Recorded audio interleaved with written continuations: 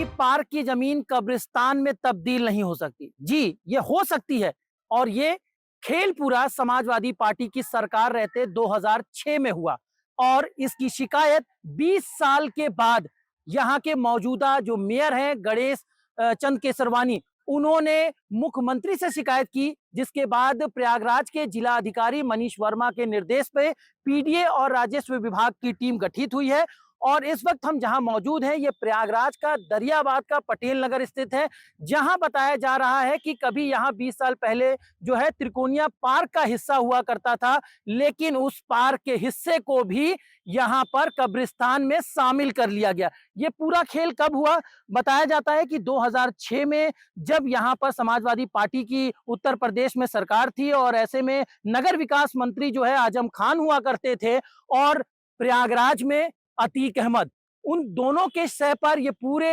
जो त्रिकोणिया पार्क है उसे यहाँ पर कब्रिस्तान में शामिल कर लिया गया और उसके बाद ये कब्रिस्तान तब से जो है यहाँ पर कहलाने लगा। लेकिन यहाँ पर कुछ हिस्सा कब्रिस्तान का भी है, लेकिन बताया जाता है कि ये विवादित जो जगह है मिली जुली आबादी के बीच में है, यानी कि ये दरियाबाद और पटेल नगर की ये आबादी के बीच में, ये घनी आबादी के बीच में बना हुआ है और बड़े पैमाने पर यहाँ पर ये कब्रिस्तान का एरिया है। यहाँ पे बताया जा रहा है कि गणेश चंद केसवानी की तरफ से आरोप लगाया गया है कि यहाँ पर बच्चों के खेलने का पार्क था, सांस्कृतिक कार्यक्रम और तमाम वो आयोजन यहाँ पर कराए जाते थे, लेकिन यहाँ पर अतीक अहमद और इसके साथ ही जो नगर विकास मंत्री उस समय हुआ करते थे आजम खान, उसके इशारे पर अधिकारियों को फोन के जरिए जो है उन्हें डांटा गया और उसके बाद जो है यहाँ पर आनन फानन में जो है 3 दिनों के अंदर जो है कच्ची पक्की जो दीवारें हैं उसके जरिए यहाँ पे मजदूरों को हजारों लगाकर यहाँ पे बाउंड्री उठा दी गई। बताया जा रहा है कि ये पूरा खेल तब हुआ जब गस्टेड हॉलीडे था, यानी कि स्वतंत्रता दिवस,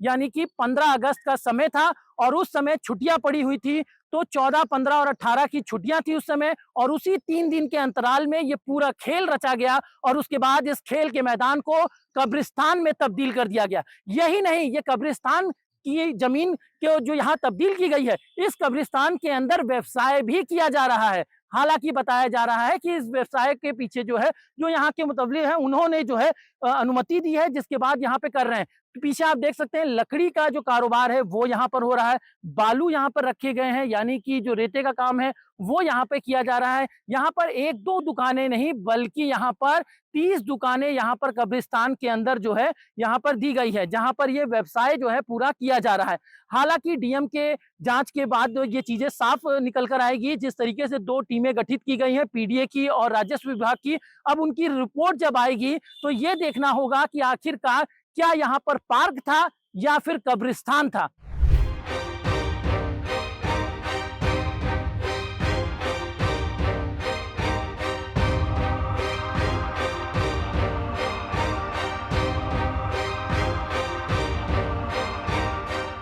देखिए,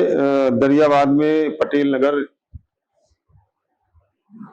पीडीए ने बसाने का काम किया था। उसमें एक